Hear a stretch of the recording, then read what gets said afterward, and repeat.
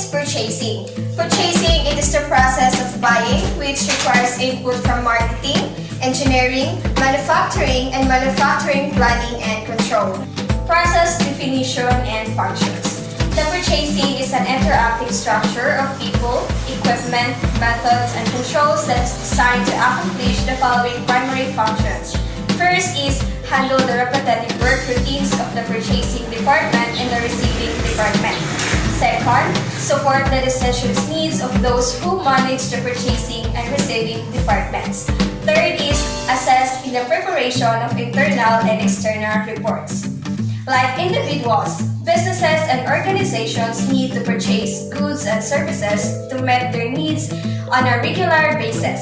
Formal purchase process is absolute to extract minimum value from every dollar they spend.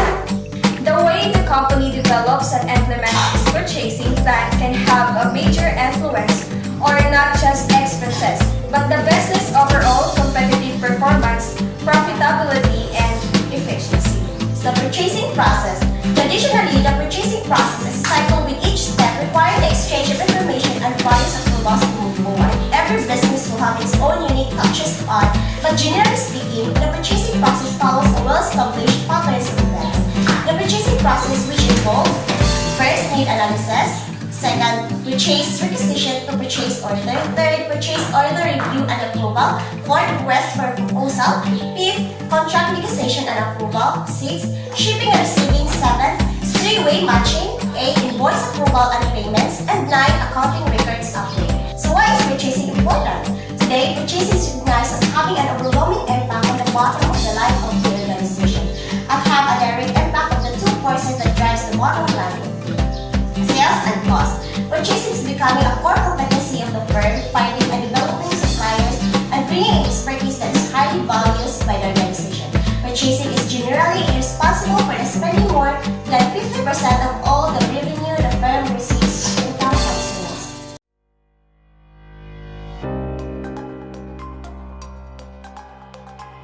The following steps are observed in receiving. Number 1.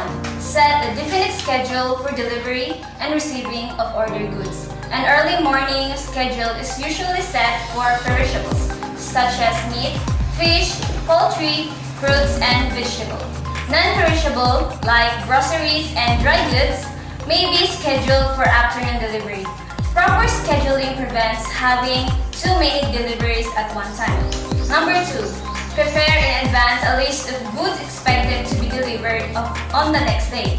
This list enables one to check whether the goods delivered conform with one's order. Likewise, it is easier to check which of the goods expected to be delivered have not been delivered.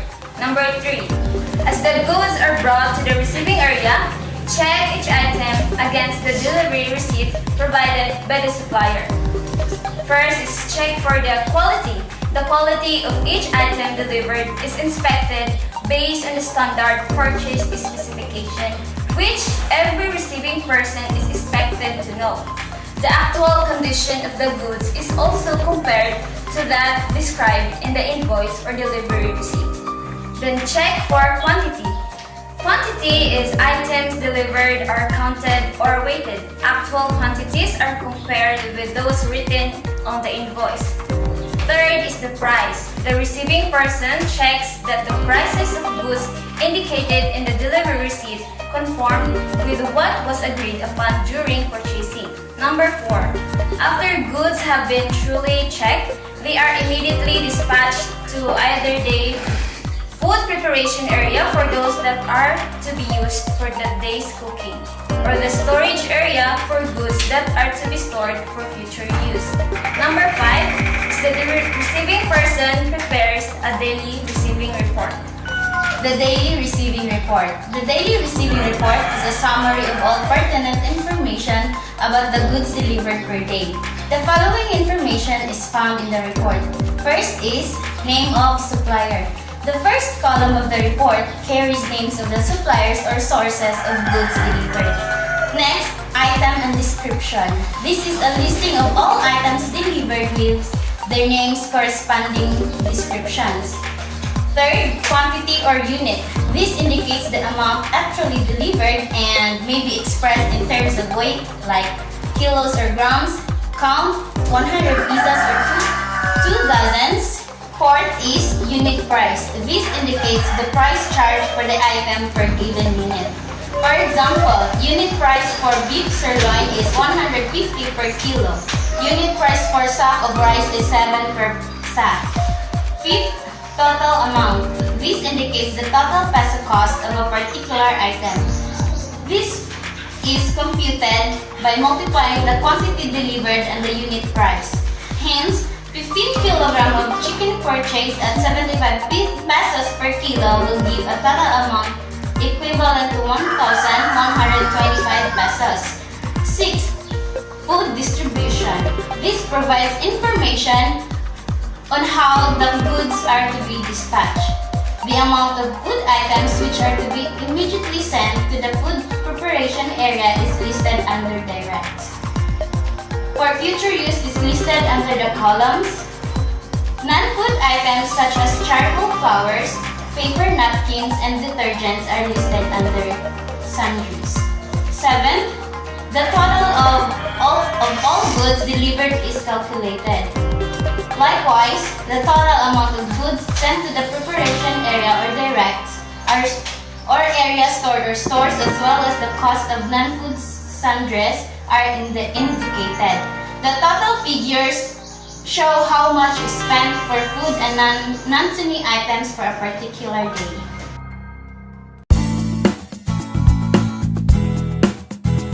Storage is an area where store raw or cooked ingredients for different length of time and at different temperature to preserve their wholesomeness till required for preparation and service.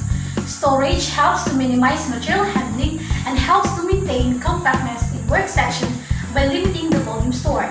There are two types of storing, the dry and the cold storage. Dry storage is where the non-perishable or dry goods such as canned or bottled products and staples are kept. The following guidelines must be observed for proper dry storage. First, keep the storage area dry, cool, and well ventilated. Second, room temperature must not go beyond 21 degrees Celsius. Third, do not leave food on the floor as this will cause absorption of moisture and spoilage. Fourth, if the budget will allow, have a metal shelves installed. Fifth, keep shelves 5 cm away from the wall and 15 to 25 cm above the floor for good circulation of air. On the other hand, cold storage is where perishable goods such as meat, fish, poultry, fruits, vegetables, and dairy products are stored. There are guidelines in storing perishable goods. First, whenever possible, provide separate refrigerated areas for meat, fish, poultry, and dairy products. These food items must have different storage temperature requirements and there is danger of cross-contamination when they are stored in the same place. Second, limit refrigerated space to what is necessary. Third, keep temperature of refrigerated food at -1 degree Celsius or lower. Freezing temperature must be 20 degrees to 21 degrees Celsius and fruits and vegetables are generally stored at 4.5 degrees to 7 degrees Celsius. Lastly, defrost and clean refrigerated units regularly. Defrosting helps maintain the unit's efficiency and reduces unnecessary electrical costs. Issuing is more prevalent in food service operation where more than one outlet uses a food storage area, such as in a hotel where the coffee shop, banquets, and fine dining restaurant share a central dining room and a storeroom. The objective of issuing is to ensure proper authorization for the transfer of food products to production departments of the operation. The issuing function should be designed to guarantee that only authorized personnel order and receive products from the facility storage areas. When products are issued, the FIFO or first in first out system must be followed. Proper stock rotation minimizes spoilage, contamination, and loss of product quality. The order in which products are assembled for issuing is the reverse of the order in which they are stored. That is, the least perishable items are taken from storage first and the most perishable product last. This minimizes possible contamination and maintains product temperature control. The food production manager should be notified if perishable products are nearing the end of their shelf life. In issuing, it is likewise important to monitor all goods released from the storeroom so that losses can be minimized and all goods can be properly accounted for.